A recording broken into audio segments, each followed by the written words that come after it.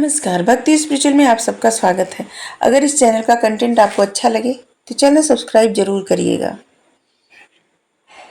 जब महाभारत का युद्ध होता है और सारे लोग मारे जा चुके होते हैं, सिर्फ दुर्योधन बचता है। तो दुर्योधन जाता है अपनी माता गांधारी से मिलने और उस वक्त उनसे कहता है, मतलब युद्ध का हाल बताता है। तो गांधारी कहती हैं कि हे पुत्र, हार मान लो। तब दुर्योधन कहता है कि नहीं, पितामह का बलिदान ऐसा और द्रोणाचार्य जी का, गुरु का और उनके मित्र कर्ण, दुशासन, सबके मृत्यु के उपरांत अगर वो क्षमा मांग ले, हार मान ले, समझौता कर ले, तो फिर उन लोगों की जो वीर गति है उस पे मतलब सही नहीं होगा, उनके साथ बहुत बड़ा अन्याय होगा, छल होगा। और दुर्योधन कहता अगर वो लोग जीवित रहते तो शायद इस पर मैं सोच भी सकता था, जबकि सोचा नहीं था। तो गांधारी से पूछता है कि हे माता श्री, क्या आप हमें विजय श्री का आशीर्वाद देंगी? तो गांधारी कहती हैं कि नहीं पुत्र, 99 पुत्रों के मारे जाने पर भी नहीं, इतने सारे लोगों के खोने पर भी नहीं, विजय श्री का आशीर्वाद हम नहीं देंगे। और उनसे कहती हैं दुर्योधन से कि जाओ तुम स्नान करके और बस वैसे ही हमारे पास आना जैसे तुम पैदा हुए थे, मतलब निर्वस्त्र। और दुर्योधन चला जाता है और फिर आते हैं वहां पे भगवान जी श्री कृष्ण जी, गांधारी को प्रणाम करते हैं। और उस समय गांधारी बहुत क्रोध में रहती हैं और गांधारी उनसे कहती हैं कि आप चाहते तो ये युद्ध रुक सकता था, ये युद्ध आप अगर चाहते तो कुछ भी कर सकते थे, युद्ध रोक सकते थे, सब कुछ अच्छा हो सकता था, लेकिन आपने नहीं ऐसा चाहा। और इसलिए वो श्राप दे देती हैं भगवान को कि जैसे उनके वंश का, उनके कुल का नाश हो गया, वैसे यदुवंश का भी नाश हो जाए, ऐसा श्राप देती हैं गांधारी। और भगवान वहां से उनका पैर छुए बिना, मतलब उनको प्रणाम किए बिना चले जाते हैं। कहते हैं कि अगर हम आपको प्रणाम करेंगे तो क्या पता आपको अपना आशीर्वाद बदलना पड़े।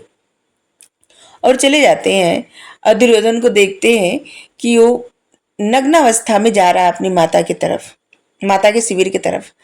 तो उनको, दुर्योधन को ऐसे कहते हैं कि तुम तो कभी अपनी माता की बात ही नहीं मानी।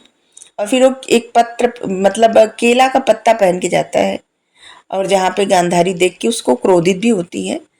लेकिन यहाँ पे सिर्फ महाभारत की बात नहीं कर रहे हैं, यहाँ पे बात ये है मनुष्य के जीवन में, क्या वहां पे दुर्योधन की ही गलती थी? क्योंकि दुर्योधन एक ऐसे माहौल में पला हुआ था जहां पे उसके पिता अंधे थे, उसकी माता अपनी आंखों पर पट्टी बांध ली थी, जो देखना नहीं चाहती थी कि उनका पुत्र क्या कर रहा है, अच्छा कर रहा है या बुरा कर रहा है। एक ऐसी परिस्थिति, ऐसा माहौल बन गया था कि जहां पे दुर्योधन ऐसा बन गया था।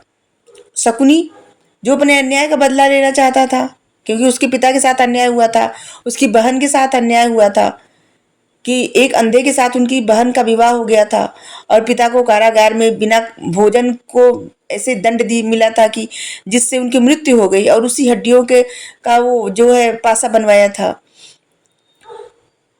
जब शकुनी बदला लेना चाहता था और गांधारी के मन में अलग ही कुंठा थी कि वो एक राजकुमारी थी और उनको विवाह का रिश्ता आ गया हस्तिनापुर से, और वो भी अंधे इंसान का, और जिसके दबाव में उनको विवाह करना पड़ा। और इसी जिद में, इसी कुंठा में उन्होंने अपने आंख पे पट्टी बांध ली थी। तो जिसके पिता अंधे हो और जिसकी माता आंख पे पट्टी बांध ले, उनका बच्चा कैसा होगा? किसी और के बहकावे में आ जाएगा ना। तो आंख पे सच में पट्टी बांधना या अंधा होना नहीं होता।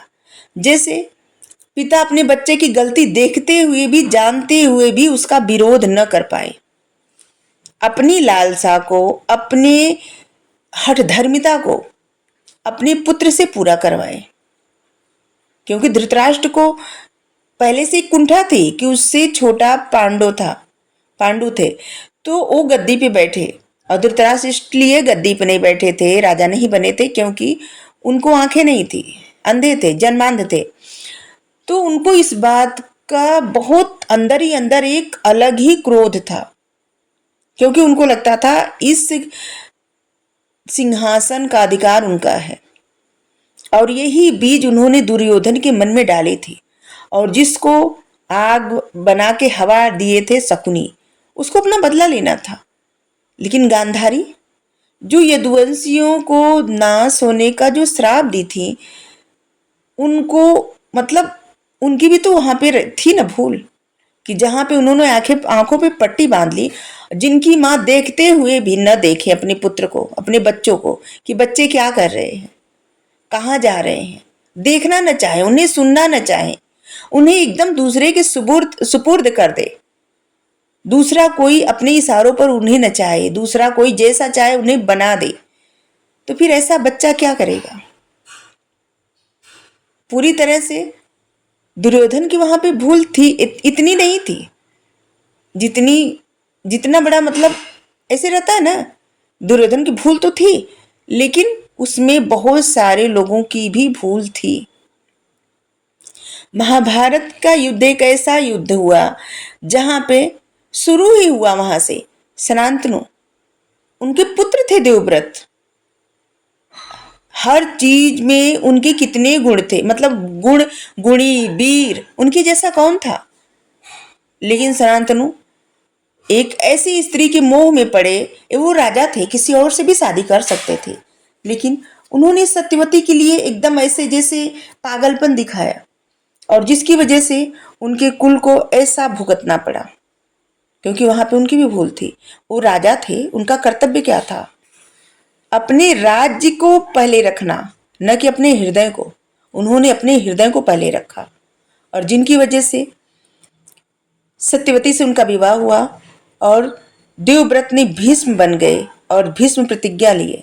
अगर वो राजा रहते तो बात ही कुछ और रहती। इतने सारे लोग, ना तो इतने सारे लोगों की हत्या होती, ना तो महाभारत का युद्ध होता, और ना ही, खैर वो तो लिखा था, जो लिखा रहता होता ही है।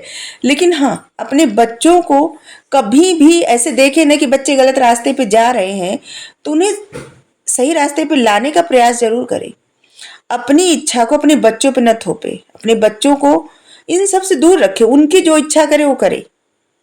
लेकिन इसका मतलब ये कदापि नहीं कि आंखों पे पट्टी बांध ले कि बच्चे गलत भी कर रहे हैं तो उनको रोके नहीं, ऐसा नहीं करना चाहिए। तो आज के लिए इतना ही। अगर आपको अच्छा लगे जरूर बताइए। Thank you so much. Radhe Radhe.